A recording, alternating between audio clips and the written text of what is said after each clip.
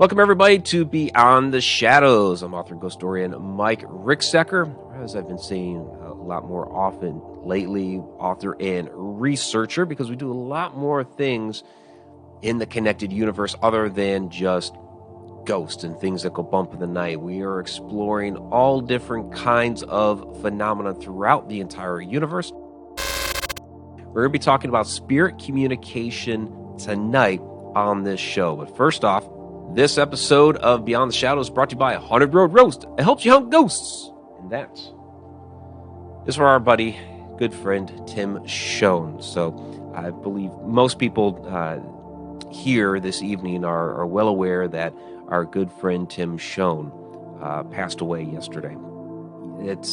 He was such a huge supporter, of Edge of the Rabbit Hole, of Haunted Road Media, of me. I do want to talk a little bit about Tim last night when we're talking about spirit communication, because before I had found out that he had passed, and somebody had messaged me while I was on Sam's show last night. I hadn't checked my messages yet when I went back into the bedroom after the show and was talking to Nicole, and the lights were doing funny things. And it's like, okay, what's that? And Nicole had mentioned that, there was somebody new in the house. I went back out to the living room to grab my phone. Did not have that with me in the bedroom.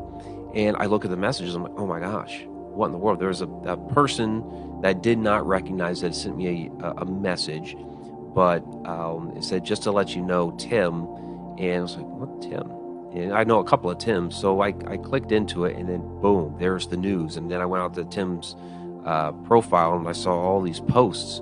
So yeah, it made us wonder, was that Tim, before the show there, coming to visit? And during the show, about 15 minutes before our guest was set to leave, the overhead light here went out. Now, I change out the battery in the overhead light here before every show, and I get a good 3 hours out of that battery. Kind of leads me to believe that Tim was hanging around for the show, hanging out with me in studio, kind of a way to show his presence. So communicating in the bedroom with the lights, saying, hey, I'm here, draining the battery here. This is a type of form of communication. Now, Tim, I know you're out there. You gave us the topic for tonight's Beyond the Shadows. I've had an incident before, several years ago. This is back when I lived in Oklahoma, in which my kids thought that I had brought a spirit home with me, that I had an attachment and something was now living in our house. And I never thought it was an attachment. Again, this light fixture in the living room, it was a fan. It was a ceiling fan, and sometimes it would just pop on. And the kids would say that, it's one of Dad's ghosts, some spirit Dad brought home. I was like, no. And I would test it. I would, play with the settings. It had a little remote control device, and I would try to see, okay, is there something with the remote that's popping it on, something with the light switch? It wasn't anything like that. What I thought it was my grandfather, because he had recently passed away within a year of this happening. And there were different times that I could feel my grandfather around. There were different times that I would get that scent of my grandparents' house, and I'd walk into my bedroom, and all of a sudden, boom, that scent would hit me. I'd be like, wow, okay, Grandpa's here. And so there was this one day in which my son Cameron and I were home, and we were waiting to be picked up. We were going to go to the movies. Just a very limited time when this happened. So light kicked on, and I'm just like, okay, fine. If this is somebody that's trying to reach out to me, that's trying to communicate to me, you need to do better than that, because this has happened many, many times. And at that point, I was just like kind of fed up because I was tired of getting accused of this being something I brought home. So you got to do better than that. All of a sudden, the light starts blinking. Blink, blink, blink, blink. Okay, now I'm impressed.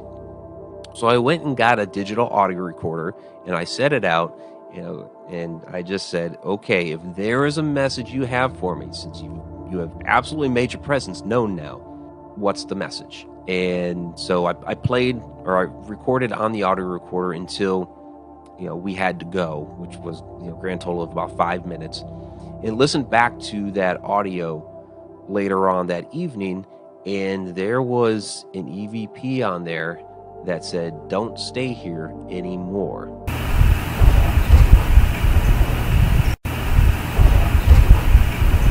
A few months later, I was no longer living there. I let my daughter listen to it because she was investigating with us a little bit at that time, and she thought it was a man's voice. So, yeah, I still likened it to my grandfather. I just you know a person's energy. Speaking of my grandfather, so that's light phenomena. We're going to get into a lot of different things here with spirit communication. Dream visitations. I have had dream visitations from my grandparents. I was going through there was a lot of terrible fallout from my divorce. It was an ugly one. And I had this dream one night that I was back in that house in Oklahoma. We're packing things up. It's basically like finally the day that this chapter is getting closed. Without getting into detail, the ex stayed in the house far too long than she was supposed to. But in this dream, we're packing things up. And all of a sudden I noticed, and I'm like cleaning the counter bar area between the living room and the kitchen. And as I'm going down the bar, I notice there's my grandparents standing right in the middle of the kitchen. And I'm like, oh my God, my grandparents are here. So I run around and, I'm hugging them. I'm like, oh my gosh, how are you guys? It's great to see you. And I'm all asking them about how they are. And they're basically like, it's okay. We're fine. We're fine. You need to realize that you are going to be okay. Everything's going to be okay. And I'm just kind of like, blown out of the water with this dream at that moment, because I'm still asking them, how are you guys? Are you doing all right? And they're just, we're okay. You need to know you are going to be fine. That was very comforting, very reassuring. To me, that was a true dream visitation. There are times in which spirit can reach out to you from the other side and give you messages within your dreams. I absolutely believe in that because I know it's happened to me. You see a lot of these stories of where grandma had passed away but makes appearances to people, kind of like a last goodbye, maybe to console some people. I know this is going to be hard. Here I am. It's all going to be okay. So certainly that exists too. A number of us here are paranormal investigators. So I want to take some time to talk about some of the equipment that we use to try to communicate with spirit. Of course, first and foremost, we have the digital audio recorder. I keep it in this little case and strap it to my arm. This is not sponsored, but this is a little Sony digital audio recorder.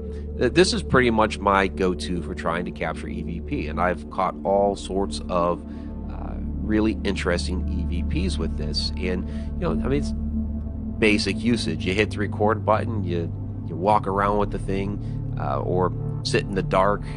Why do we always sit in the dark? We sit in the dark, and we try to communicate. Ask questions and try to get a conversation going. There's a couple different things you can do. You can just leave it on the whole time and see what you get later on. Or you could do what we call burst EVP sessions, which is you spend about 30 seconds asking a question. You ask your question, 3 of them. Ask a question, wait 10 seconds for a response. Ask another question, wait another 10 seconds. Ask a third question, wait another 10 seconds, and then you click off and you listen back and see if you got an answer in there.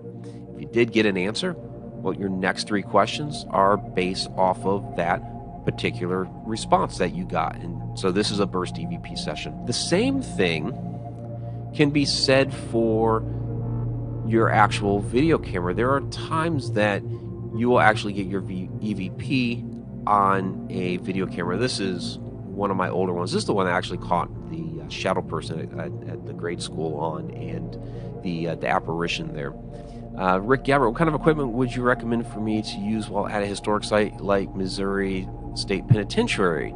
I always, just quick recommendation, I would highly suggest checking out the Haunted Road Media YouTube video that I have on equipment for beginners. It kind of gives you the basics. Interesting thing that we have done before to try to get EVPs, and this is actually more of a disembodied voice. Then there is this photo, which is of a fountain at the Mineral Springs Hotel in Alton, Illinois, where we actually got water-based EVP off. So this is a method that our friend Lee Ehrlich, with something like a fountain, or you can set it up in a sink or a bathtub or what have you, you're listening for in between the lup, lup, lup, lup, lup of the water running, you can actually hear the voices. Now, we always talk about water being a great conductor of paranormal activity.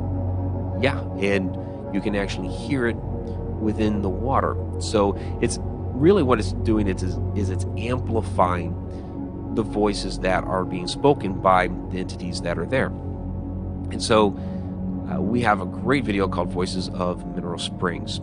And within this, you hear us asking questions like, where are you from? You hear the voice say, St. Louis. How old are you? 33. It's clear as a bell. We are hearing this with our ears. Where are you from?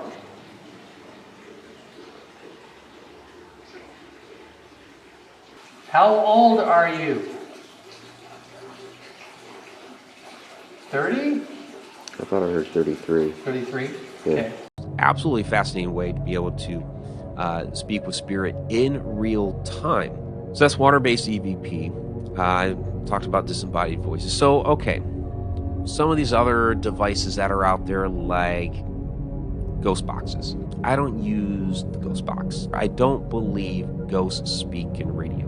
And I know that's not a popular opinion with today's modern paranormal investigators, because a lot of people do use the ghost box. A lot of people actually rely on it. There are, people that are totally dedicated into ITC-based devices.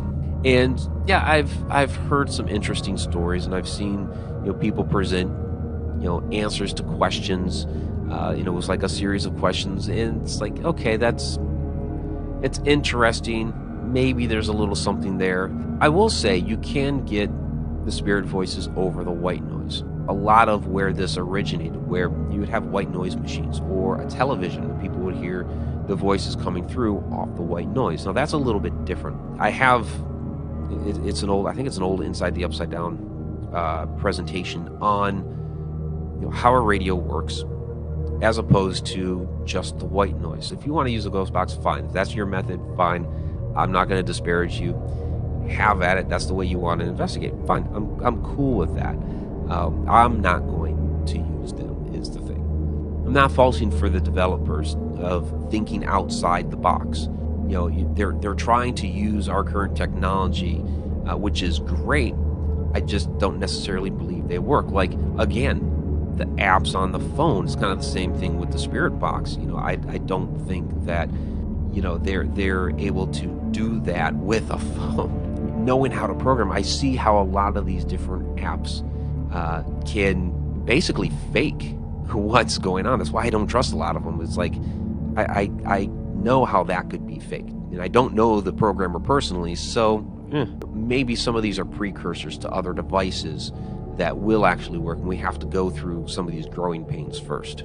There is one that we do use on paranormal investigations that I do believe can be, not always, can be at times used for spirit communication, and that's a device like the K2. Now, with the K2, when this thing starts lighting up, it does not mean there's a ghost present. It's not a ghost detector. It tells you when there's an electromagnetic pulse or electromagnetic field nearby. But there are times in which all of a sudden you're asking questions. You're doing an EVP session, and you start noticing that the lights are kicking up. The story I love to tell about this is being on an old World War II plane in a hangar. We actually got to be on this plane to serve combat time during World War II. Doing an EVP session, got the meters out and everything. Nothing. Finally, I started saying something about, hey, I was in the Air Force. I know that the history of that is it came out of the old Army Air Corps, which is what you would have flown for, and then boom, all of a sudden we start getting all kinds of interaction here, on the K2. We start asking questions. K2 lights up. We're getting EVPs. Find out that it was the navigator from the plane during that time. So it's not always. You cannot always use this to speak to a spirit. And I see so many people say, if you're here, make the K2 light up. And I mean, a lot of these spirits have no idea what in the world a K2 is. You have to walk them through and explain it. Ouija boards, whichever one you want to call it. Those have been around, the old talking boards, for almost 150 years now. That they came out of the spiritualism movement, still used today to try to talk to spirit. And so I will get that question a lot. What do you think of Ouija boards? Well, honestly, it's not very different than, say, a digital audio recorder. It's a means in which we are trying to communicate with spirit. I think that where people get into trouble is they don't know how to use it properly. I don't use a Ouija board because I don't know how to use it properly. But there are people out there that do know how to use it properly and are able to use it as a wonderful tool for communicating with spirit. Pendulums. So I actually do have a pendulum here, and I've used this a few different times. I have a live video at Spiral Mounds where you can see me using this, and on top of the Brown Mound, which was an old temple complex, the pendulum is doing its thing on the top of the mound. This was a gift. Basically, I held it in my hand. My friend Sabrina on a paranormal investigation was kind of showing me the different stones and pendulums and stuff she had, and I picked this up and boom, it was total energetic shock in my hand. Wow. And she's like, well, it's never called to me. It seems like it's calling to you. You can have it. I was like, wow. So she was kind of showing me some things with it, show me your yes, show me your no. And it was interesting because when I did that, the yes went one way and the no went another. And I was like, okay, that's cool. But I forgot, it's over there, my dowsing rods. Dowsing rods would be another kind of old school way. But I like the old school way because you're using elements of the earth, right? So this one's a tiger eye. Using something that actually came out of the earth to try to communicate with other energy that's around you. So there is an energy to the stone here. Of course, the dowsing rods, there's still people that use it today for finding things in the ground, whether it's old pipes or water sources or what have you. It is absolutely used for that. When I was on the Alaska Triangle, they had me up there with dowsing rods trying to find some of those energy grid lines up there, and I believe that I had found one going from the top of the mountain down into Anchorage. It may have gone over the top of the mountain, but we were walking all the way up there and over the top to see if it did. Now, there are pendulum boards as well, kind of like a Ouija board, but for the pendulum, and people use that as well. So, I mean, obviously, you can, go to a psychic medium and have them communicate with a loved one for you so that they can, and I don't know how all that works, but, they have these, amazing abilities in which they are able to touch base with people that are on the other side to receive messages for the person that they're having their session with. So I go to Nicole and I say, hey, I want to find out how my grandfather is doing. She would sit there and tune into my grandfather or my grandmother or maybe my uncle who just passed away or whomever, and say, well, yeah, they have these messages for you. And there's a series of different things, they'll identify themselves first with some different imagery that you're familiar with so that it's this person, and then the messages will start coming through. So you can use a medium for that. There are some mediums also channel. So this is where essentially they will let their bodies be open so that the spirit can actually take a form of control to actually come through and speak through, physically speak through the medium that's channeling. There's also tarot cards and oracle cards. So Nicole let me borrow this deck here for a moment. This is Psychic Tarot for the Heart Oracle deck, which is quite interesting. So this one kind of adheres more toward people who want to communicate with a specific loved one. So here's a share the love. Um, Talking about balance. So this one has a lot of imagery that caters to that. Uh, Trust, coming together. So you can use tarot cards to also speak with spirit of loved ones or people that are on the other side. Of course, you can just do a general reading, and in those cases, it may be your spirit guides that are giving you some sort of message or guidance through the cards, and not necessarily a loved one. But you can use the cards to also speak to a loved one and be able to communicate with them that way as well. And speaking of Nicole, she's going to have a course coming out here, Embracing Heaven, which teaches several methods that she uses and that you can use, whether it's this or some of these other methods that we've been talking about, or using your own innate abilities to be able to communicate with spirit and be able to communicate with loved ones, called Embracing Heaven. And that's going to be available in about another 2 to 3 weeks. So be on the lookout for that, because Nicole always has a lot of great material out there. So I really appreciate everybody that joined the live stream here out at the Beyond the Shadows secret page. This will get posted onto the Connected Universe portal site. So if you only caught part of this, you can get the recorded version, full thing, out there, the Connected Universe portal members site. That is under right at the top there, Beyond the Shadows, and you can go into that. Of course, the member site also has the behind-the-scenes videos, sneak peeks, the monthly Q&A, all the articles, all that great stuff, plus a community section where you guys can have all kinds of crazy conversations with each other. Actually, that's where the questions for the monthly Q&A go up, and I have some other topics and categories that I've put up there for people to interact with. So let's keep the conversation going in there. I will actually go ahead and post a topic in there later tonight, so we can keep this conversation going on there out at connecteduniverseportal.com. So, all right, everybody, you have a great night. Till next time.